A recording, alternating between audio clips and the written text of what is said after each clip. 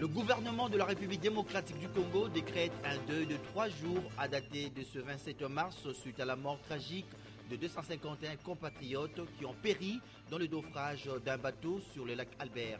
L'annonce a été faite par le ministre de Médias et porte-parole du gouvernement au cours d'un point de presse animé ce jeudi. Le monde entier a célébré ce même 27 mars la journée internationale du théâtre. À Kinshasa, les professeurs et étudiants se sont réunis pour échanger sur l'évolution du théâtre en République démocratique du Congo. Antenne 1, le journal Dieu merci Nzob Mabiala. Merci d'être avec nous dans ce journal. Madame, Monsieur, bonsoir. L'opposant Eugène Diomi Ndongala a été condamné ce mercredi 26 mars par la Cour suprême de justice à 10 ans de prison. Cela fait suite à l'affaire de viol sur mineur dont il est accusé. Mais ses avocats et les cadres de son parti, la démocratie chrétienne, rejettent ce verdict de la Cour pour vice de procédure et évoquent un procès politisé et une parodie de justice. Interrogé à ce sujet, le porte-parole du gouvernement et ministre des médias chargé des relations avec le Parlement et de l'initiation à la nouvelle citoyenneté exhorte les sympathisants de Eugène Diomi Ndongala au respect de la décision de la justice. Lambert Mende reconnaît par ailleurs qu'ils peuvent toujours solliciter la révision du procès au cas où ils sont en possession d'un élément nouveau à verser dans le dossier. Le ministre des Médias et porte-parole du gouvernement a donné ce jeudi 27 mars le bilan du naufrage du bateau survenu le 22 mars sur le lac Albert. Au total, 251 Congolais, des réfugiés en Ouganda, ont trouvé la mort alors qu'ils avaient décidé de quitter leur site d'hébergement à cause de la mauvaise qualité d'accueil dont ils avaient fait l'objet. Cette tragédie n'a pas laissé indifférente le gouvernement congolais qui a par ailleurs décrété un deuil national de 3 jours. Alain Kyuka, Blaise Lunda, reportage. Il n'est jamais tard pour bien faire, dit le vieil adage. 5 jours après le naufrage d'un bateau transportant des réfugiés congolais sur le lac Albert, le gouvernement de la RDC a décrété un deuil national de 3 jours à dater de ce jour.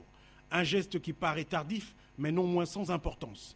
Heure après heure, les efforts de sauvetage qui étaient entrepris, quelques dizaines de rescapés ont pu être sauvés, ainsi que les recherches en vue de retrouver les restes de ceux qui ont perdu la vie.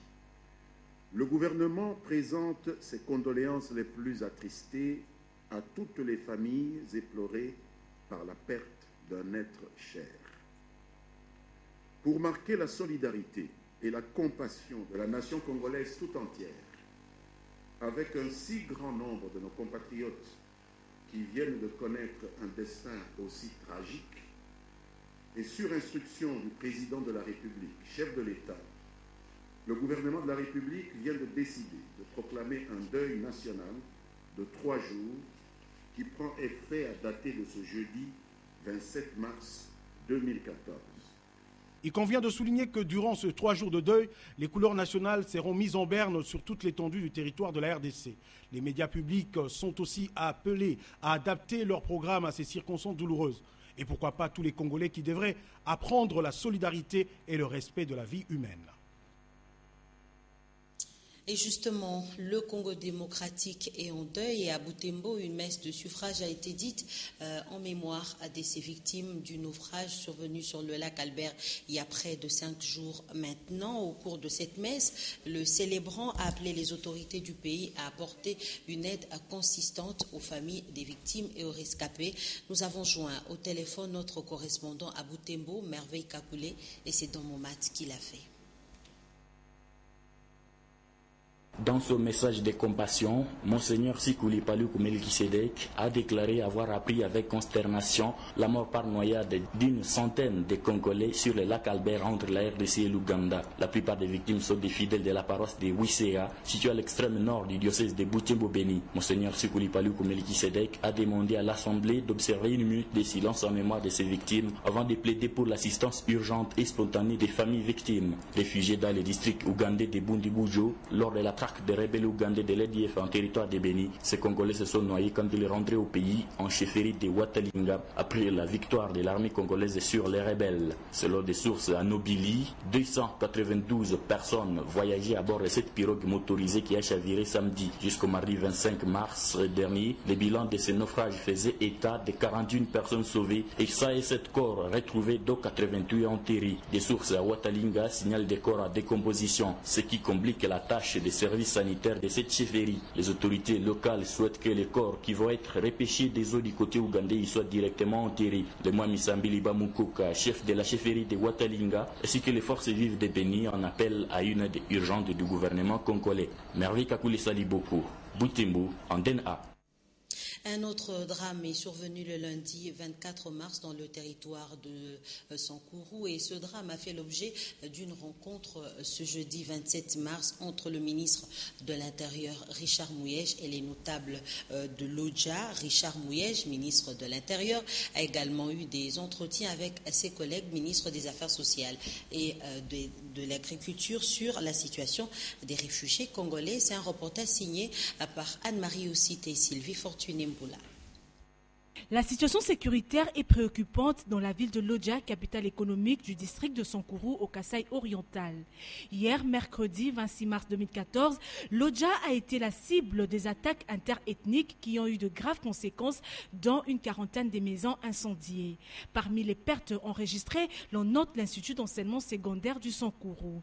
Saisis de la question, les ressortissants et notabilités de Lodja, dont le ministre des Médias et les honorables sénateurs et députés, ont eu une réunion cette matinée avec le ministre de l'Intérieur, Richard Mouyej, afin de pouvoir remédier rapidement à cette situation. Pour l'instant, l'heure est à l'apaisement des esprits surchauffés. Le porte-parole de la délégation, l'honorable sénateur Cheoki Tundu, appelle au calme. Vous savez que dans la cité, il y a eu quelques problèmes, notamment mort d'homme et quelques habitations incendiées. Nous avons trouvé que c'était à ce point grave qu'il fallait tout de suite, en tant qu'élu du district, nous rencontrer pour voir ce qu'on pourrait faire pour amener la paix dans le territoire. C'est pour cette raison que nous nous sommes rencontrés hier en fin d'après-midi et deux propositions ont été faites. La première, c'est de rencontrer le plus rapidement possible le ministre attitré, le ministre de l'Intérieur et chargé de la sécurité, et puis ensuite voir avec lui sur ce qui se passe réellement pour que nous ayons les faits tels qu'ils se sont déroulés, de voir ce que le ministre a dû prendre comme mesure ou alors des mesures à prendre.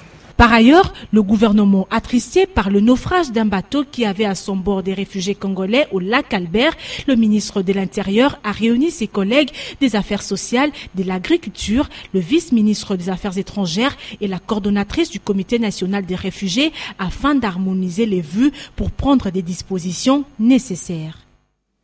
Et à Lodja, justement, il y a eu des maisons incendiées, morts d'hommes. Nous sommes dans la province du Kasaï oriental et ce sont des affrontements qui ont opposé des policiers à des civils. Autre détail dans ce duplex que vous propose dans Momat. Deuxième jour de forte tension à Lodja, territoire du district de Sankourou dans le Kasaï oriental. Des cases, écoles et maisons sont incendiées. Le couvre-feu instauré ce mardi soir n'a eu que des effets à courte durée. Le climat est toujours tendu. À l'origine de cette confusion, l'assassinat d'un jeune homme tué par balle dans l'après-midi du mardi. Le gaillard, connu sous le nom de Eketo, était en désaccord avec un chauffeur taxi-moto à cause d'un téléphone confisqué. Pour en découdre avec Eketo, le groupe de chauffeurs taxi a envahi sa parcelle et l'ont agressé. Des coups de feu ont été tirés en l'air. Il est mort sur le champ. En représailles, ses proches ont incendié les maisons de certains quartiers de Lodja. Et cet après-midi, les deux complexes scolaires, Savoir-Vivre et Séraphin, sont mis à feu. Visiblement, la police de Lodja est débordée et ne sait à quoi s'en tenir. De Mbouchimaï, Madomenda pour Antenne A. Dans un autre registre, le mandat de la mission onusienne au Congo prend fin le lundi 31 mars 2014. La question du renouvellement de ce mandat a été au menu des entretiens ce jeudi 27 mars entre le ministre des Affaires étrangères Raymond Tshibanda et l'ambassadeur de France Luc Alade. L'ambassadeur de Belgique et celui du Rwanda ont également été reçus par le chef de la diplomatie congolaise. Le condensé avec Patricia Moulileka. Après avoir passé 4 années en République démocratique du Congo, l'ambassadeur du Rwanda, Armadin Rugira, a fait le bilan de son mandat avec le ministre des Affaires étrangères, Raymond Tshibanda, qu'il a reçu en audience ce 27 mars 2014. Maintenant, ce qui me plaît, c'est que avec l'accord cadre, avec la brigade d'intervention, avec les différentes réunions de la CIRGR qui se tiennent, notamment la dernière qui s'est tenue à Luanda, tout cela me donne l'espoir que l'avenir est meilleur, que notre coopération va repartir. Le ministre Tshibanda a confirmé à l'ambassadeur de Belgique, Michel Lancheko, la participation de la délégation congolaise au sommet de l'Union européenne et l'Union africaine qui se tiendra à Bruxelles. Parce que nous avons ici pour l'instant à Kinshasa une délégation qui est en train de négocier le nouveau programme indicatif de coopération.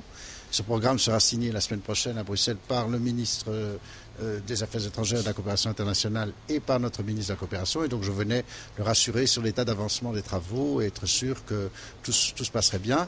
J'ai évidemment évoqué aussi d'autres sujets, dont le sommet Europe-Afrique qui se tiendra à Bruxelles les 2 et le 3, et une conférence sur la prévention des génocides qui se tiendra, elle, le lundi 31 mars et à laquelle le ministre m'a confirmé sa participation. Avec l'ambassadeur de France, Luc Alade, le ministre Tshibanda a évoqué longuement la question du renouvellement du mandat de la MONUSCO. On a parlé de sujets d'actualité, renouvellement en cours du mandat de la MONUSCO notamment, qui est en cours de discussion à New York, et où les 2 délégations, entre autres françaises et congolaises, sont évidemment à la tâche pour pouvoir effectivement obtenir un renouvellement de ce mandat dans les délais nécessaires pour que ce mandat qui expire le 31 mars puisse être renouvelé avant. La France compte également organiser à Kinshasa une semaine française en mai sur les intérêts économiques de 2 pays. Et puis la Commission électorale nationale indépendante organise du 24 au 26 mars un atelier à mi-parcours avec 80 participants à la maison des élections à Gombe. La CENI a donc organisé, il a porté sur le fichier électoral et la stabilisation des cartographies. Reportage Sylvie Fortuné-Mboula et David Tembedi. De 3 jours d'échange, on note plusieurs recommandations. Et la 3e recommandation, c'est l'obligation de la révisitation des procédures opérationnelles pour y intégrer certaines innovations qui ressortent des discussions, mais aussi pour améliorer l'outil de traitement informatique et principalement le logiciel. De la tenue des cartes de concertation, les cadres de concertation demeurent un moment d'extrême importance pour 2 raisons majeures. C'est au cours des cadres, de la tenue des cadres de concertation, que l'occasion est donnée de porter l'information au grand public, mais aussi aux différents partenaires avec qui nous travaillons sur le terrain. L'objectif de cette évaluation a été de recueillir auprès des agents de la CENI envoyés en immersion dans la province du Bandundu leurs expériences respectives par rapport au fichier électoral et à la stabilisation de cartographie. La disponibilité et l'engagement personnel de chacun de vous ont permis de produire un travail de qualité dont nous pouvons être légitimement fiers et qui nous permettra, j'en suis sûr, de mieux organiser les scrutins à venir. La CENI sait désormais comment s'y prendre pour éviter les reproches qui lui ont été faites lors des derniers scrutins. La finalité des présents travaux est de rendre crédibles et transparentes les élections dans notre pays, gage pour un engagement de tous les partenaires bi- et multilatéraux de notre institution en vue d'accompagner la République démocratique du Congo. La préparation et l'appui à l'opération de fiabilité du fichier électoral et de la mise en œuvre des procédures opérationnelles ont été les thèmes des travaux de ces 3 jours. Parlons à présent de notre partenaire Canal+, qui diffuse depuis quelque temps le magazine Réussite, un magazine de 52 minutes. Il donne un coup de projecteur sur des Africains qui réunissent et représentent la nouvelle dynamique du continent. Le directeur général de Canal+ RDC, Jean-Claude Chipama, l'a présenté ce jeudi 27 mars à l'Institut français. C'était en présence d'Afrika Mujinga et David Temeni. Un nouveau regard sur l'Afrique en action. Voilà la raison d'être de ce nouveau magazine Réussite. Il est diffusé tous les 3e vendredis soirs de chaque mois en prime time sur Canal+ Ouest et Canal+ Centre. Il était temps que quelqu'un s'occupe un peu de montrer ce côté positif de l'Afrique, qui fait que, en définitive, il y a beaucoup de gens qui viennent et qui viennent investir dans l'Afrique. Donc, c'est une émission qui est une émission économique sur l'Afrique et sur l'Afrique qui réussit. Les objectifs sont multiples. Alors, il y a un objectif de valorisation de ce qui marche en Afrique, mais d'abord on s'adresse à un public. Et donc à ce public, on veut lui expliquer comment fonctionne l'économie. Pour le président du Conseil supérieur de l'audiovisuel et de la communication, c'est un motif de fierté. Je suis en train d'encourager notre presse à donner un produit de qualité aux téléspectateurs. À savoir que dans les jours à venir, la compétitivité en matière de production sera tellement grande avec la télévision numérique terrestre comme Antenne A qui est sur Canal+. C'est-à-dire que vous êtes en train de donner l'information sur le pays, sur l'Afrique, mais à un niveau international. Canal+ met à la portée de tous ses abonnés un nouveau programme de divertissement au mois de septembre prochain. Alors nous, en fait, moi je suis donc le directeur d'une nouvelle chaîne qu'on va lancer au mois de septembre, qui va s'appeler A+. C'est la première chaîne de fiction et de divertissement africain, chaîne panafricaine, pour l'ensemble des Africains du continent, en langue francophone. La croissance africaine n'est pas un mirage, c'est une réalité. Et Réussite est là pour l'Afrique qui s'affirme et qui est fière d'elle-même. Revenons à la politique. Conformément à l'article 49 de la Constitution de la République démocratique du Congo qui dispose, je cite, « La personne du 3e âge et la personne vivant avec handicap ont droit à des mesures spécifiques de protection en rapport avec leurs besoins physiques, intellectuels et moraux », ce qui justifie la plénière de ce jeudi 27 mars à l'Assemblée nationale qui s'est penchée notamment sur l'examen et adoption de la proposition de loi portant sur la protection des personnes vivant avec handicap. Et c'est Laïn Bofando Mbungo et Blaise Lunda qui nous en parlent.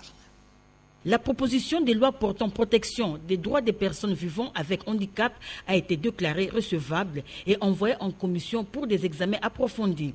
C'est ce qui ressort de la plénière de ce jeudi 27 mars 2014 à l'Assemblée nationale.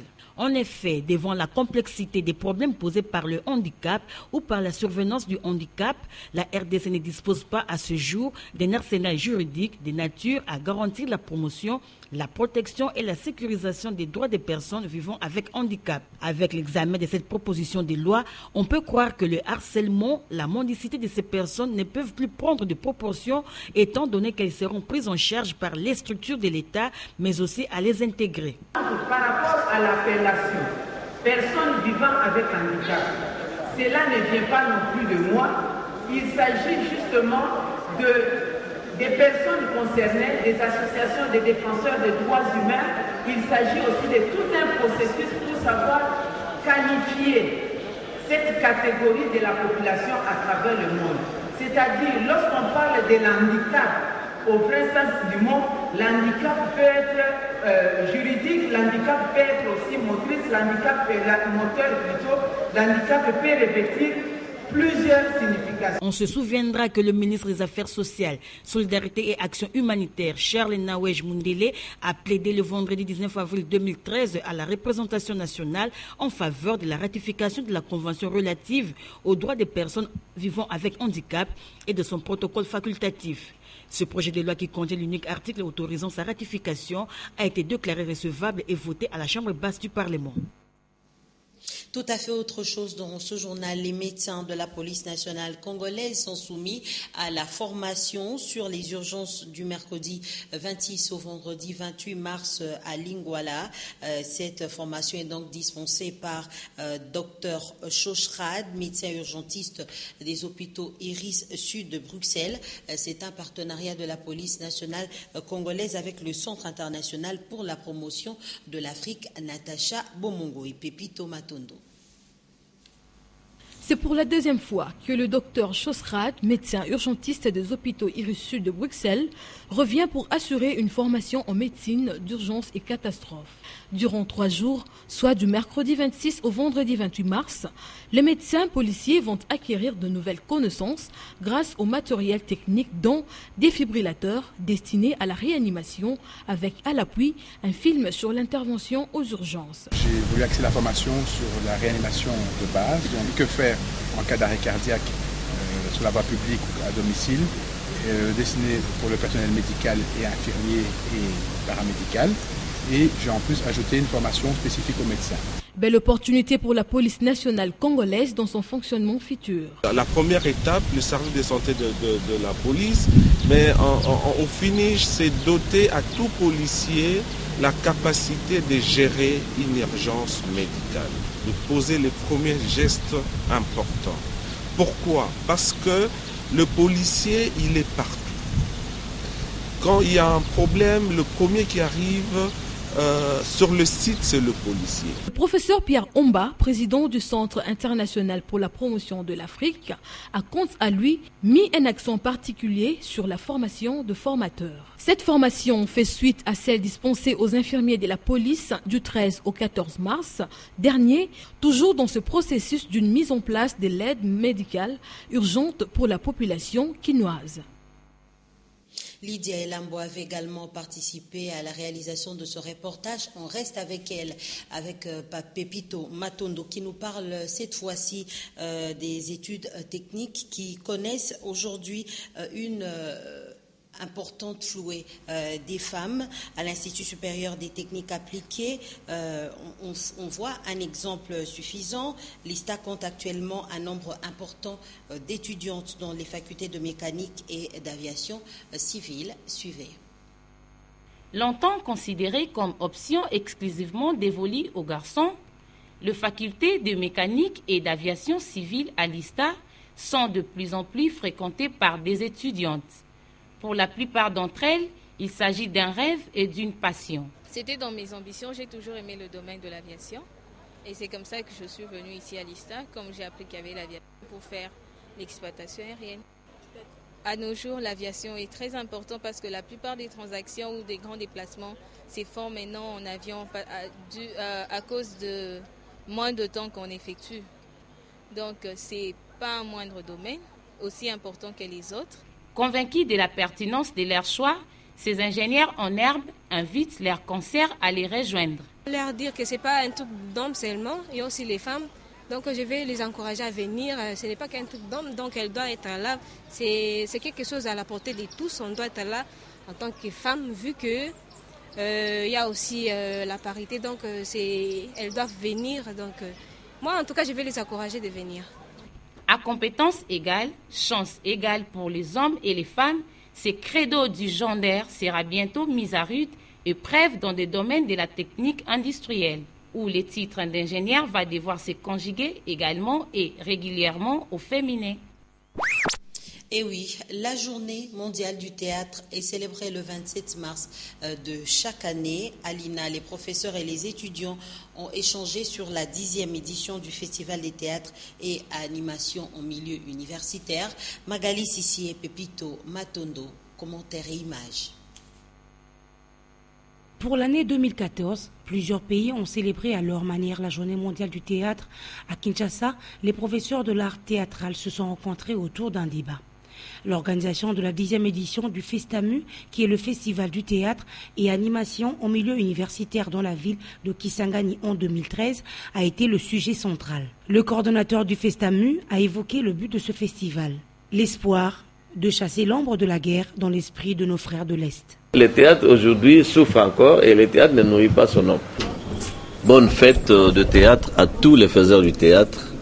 Quand je dis faiseurs de théâtre, là je pense aux dramaturges, aux comédiens, aux metteurs en scène. Que tous les hommes de théâtre aujourd'hui, en tout cas surtout ceux de la République démocratique du Congo, puissent croire à leur métier et puissent penser maintenant à la rentabilisation de leur métier. En effet, le professeur Jules Moulasso espère encore que grâce à plusieurs organisations et que la 11e édition du Festamu aura bel et bien lieu en 2014 à Lubumbashi et que le théâtre retrouvera toute sa place d'antan dans la société congolaise. Et toujours en rapport avec la célébration de la Journée internationale du théâtre, l'artiste metteur en scène Ados Nobasi déplore le manque d'infrastructures en termes des salles de spectacle. Ces propos sont recueillis par José Moussangana. Nous sommes dans un pays qui n'a pas d'infrastructure culturelle. Comptons déjà le nombre de salles de spectacle qu'il y a à Kinshasa. Je ne sais pas, s'il y en a 10, je ne crois pas. Vous comprenez, c'est déjà un problème. Alors, si nous allons un peu plus loin, ces jours-ci, j'essaye de faire une certaine comparaison entre la RDC et la France. Là, en France, vous avez plus de 10 000 salles de spectacle. Vous comprenez, plus de 10 000 salles de spectacle. En France, vous avez plus de 3 000 musées. En France, vous avez plus de 5 000 salles de cinéma. Prenons le cas du cinéma. Combien de salles de cinéma nous avons en République démocratique du Congo ? À Kinshasa, 0. En RDC, 0. C'est une chose grave. Je pense qu'il faut y remédier rapidement et je demanderai au gouvernement d'investir de la même manière qu'ils investissent aujourd'hui dans la reconstruction des routes. Il est important de reconstruire carrément ou de penser à une nouvelle politique nationale culturelle. Parlons des chiffres. L'année dernière, le gouvernement français a investi plus de 13 milliards d'euros dans la culture. Ça a rapporté plus de 58 milliards d'euros. Plus que l'industrie automobile, plus que l'industrie agroalimentaire. Vous voyez, quand on parle des chiffres, quand on parlera de chiffres, le gouvernement comprendra qu'il est important d'investir dans la culture. Et en dehors de nos frontières, l'actualité reste dominée par l'annonce de la candidature à la présidence du général Al-Sisi d'Égypte et le sommet d'États-Unis-Union européenne qui a eu lieu le mercredi 26 mars à Bruxelles, dans Montmartre. Hey, Charles Godet a comparu ce jeudi 27 mars pour la première fois devant un juge de la Cour pénale internationale à La Haye. Il est accusé des crimes contre l'humanité commis pendant les violences post-électorales de 2010-2011 en Côte d'Ivoire qui ont fait 3000 morts selon l'ONU. Non loin de là, en Belgique, hier mercredi, après 1h30 de discussion avec les dirigeants européens, à Bruxelles, Barack Obama les a appelés à rester solidaires sur les dossiers ukrainiens, objet d'un mauvais calcul pour Moscou qui se trouve seul après son intervention à Crimée, selon lui. Lors de cette visite, la première de ce type depuis son arrivée à la Maison-Blanche, le président américain a prononcé un discours très attendu au Palais de Beaux-Arts. Le monde, a-t-il déclaré, est plus sûr et plus juste quand l'Europe et les États-Unis sont unis. De quoi réchauffer le cœur des Européens, car en 2010, Barack Obama avait boudé une rencontre similaire avec les dirigeants de l'Union. Le même jour, le Vatican a annoncé que l'évêque du diocèse de Limbourg, en Allemagne, Franz Peter Terbad Van Elst, en congé depuis l'automne, ne reprendrait pas ses fonctions. Le goût des luxe de l'évêque et des dépenses énormes pour un nouveau centre diocésain avait provoqué une vive polémique en Allemagne l'an dernier. En Égypte, Abdel Fattah al-Sisi, artisan de l'éviction de l'islamiste Mohamed Morsi, a annoncé hier mercredi qu'il se présenterait à la présidentielle prévue au printemps. Une déclaration attendue depuis des semaines en Égypte où il bénéficie d'une immense popularité. Au Bénin, le gouvernement béninois a décidé de recruter 1000 élèves gendarmes en vue de renforcer la sécurité des biens et des personnes sur toute l'étendue du territoire national. Et c'est le moment de vous mettre au parfum de l'actualité parue ce jeudi 27 mars dans la capitale. Revue de presse dans une sélection et un commentaire signé Polydor Patrick Ngaziami.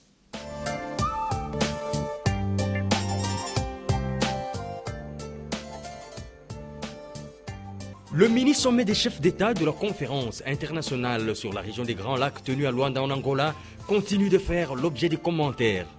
Consacré à la lutte contre les groupes armés, notamment les Ougandais, des ADF, NALU et les Rwandais des FDLR, ainsi qu'à la crise diplomatique entre l'Afrique du Sud et le Rwanda, indique la référence plus, il a permis encore une fois de condamner les actions menées par les mouvements rebelles dans le Nord Kivu, dans l'Est de la RDC, qui déstabilisent le pays.